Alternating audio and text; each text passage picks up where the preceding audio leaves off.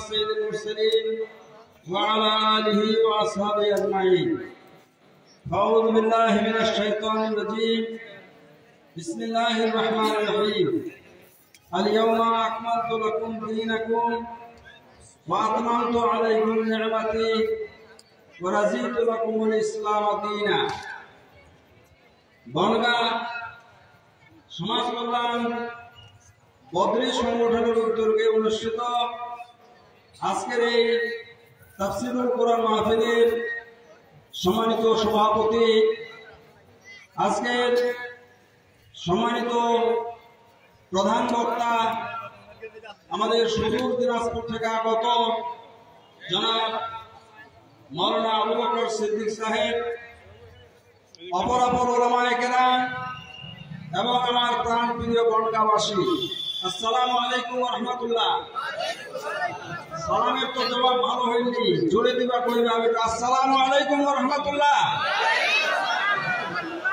আমি মহান রব্বুল আলামিনের দরবারে শুকরিয়া জ্ঞাপন করছি যে মহান আল্লাহ তাআলা কমপক্ষে কোরআনের কর্মী হিসাবে কোরআনের মাহফিলে আমাকে শামিল হওয়ার সুযোগ করে দিয়েছেন। সবাই জোরে বলি আলহামদুলিল্লাহ।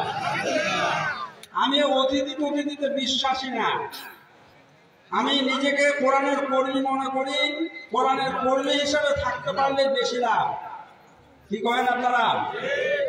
এই জন্য আমি কোরআনের কর্মী এবং কোরআনের কর্মী হিসাবে আপনাদের মাঝে যতদিন বেঁচে আছে থাকতে চাই। কি আমাকে কবুল করা যাবে ইনশাআল্লাহ? আমি সংক্ষিপ্ত পরিসরে যে কথাটা বলতে চাই, আমরা মুসলিম, আমরা পড়েছি লা ইলাহা ইল্লাল্লাহ মুহাম্মাদুর রাসূলুল্লাহ। আমরা বড় সৌভাগ্যবান। আপনারা কি মনে করছেন? আমি এক প্রফেসরের সঙ্গে দেখা, এটা অনেকদিন আগে, উনি ইন্তেকাল করছেন, আল্লাহ জালাল রাসূল করুন।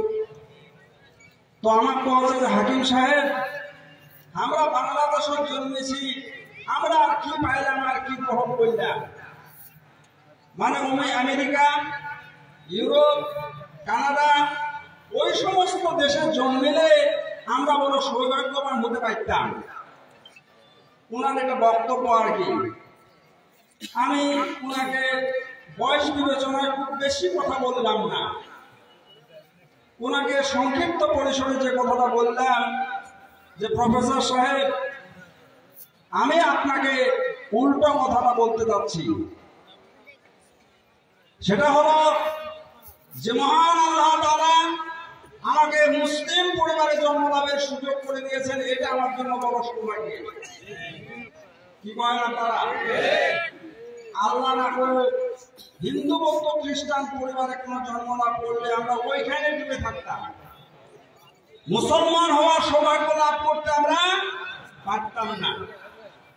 তো আমি ওনাকে বললাম যে আমি সৌভাগ্য নিজেকে মনে করছি, আপনি অন্য কিছু মনে করতে পারেন, কিন্তু মুসলিম পরিবারে জন্ম লাভ করতে পারছি যে এটা আমার জন্য সৌভাগ্য।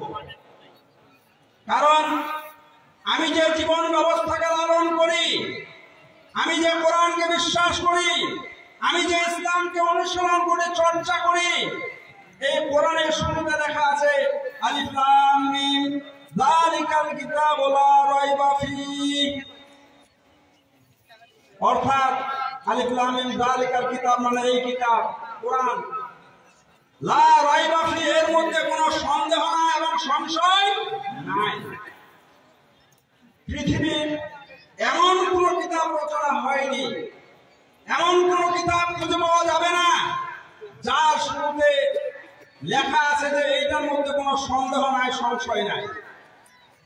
বরং কিতাবের শুরুতে লেখা থাকে, বলেন আমার যদি কোনো ভুল ভ্রান্তি হয় আমাকে জানাবেন, পরবর্তী সংস্করণে আমি সংশোধন করে দিব। কি বলেন? আমি এমনি একখানা কিতাবকে লালন করি, আমি এমনি একখানা কিতাবকে পড়ি, আমি এমনি একখানা কিতাবের উপরে অনুসরণ করেছি যেটাতে কোনো সন্দেহ নাই, কোনো সংশয় নাই। কি বলেন? 1400 বছর আগে নাজিল হয়েছে। বাংলাদেশের সংবিধান মাত্র 53-54 বছর হয়েছে, 15তম সংশোধনী হয়ে গেছে। আরো যে কত সংশোধনী হবে, আরেকটা সংশোধনী আগামীকালকে আবার স্বাক্ষর হবে। তাহলে এমনি একখানা কিতাব 1400 বছর আগে নাজিল হলো, আজ পর্যন্ত কোন সংশোধনী আনতে হয়েছে নাকি? কি বলেন আপনারা? পৃথিবীতে অনেক গবেষণা হয়েছে যে এইটার কিছু ভুল ভ্রান্তি আবিষ্কার করা যায় কিনা। যারাই কোরআনের ভুল ধরতে গেছে, যারাই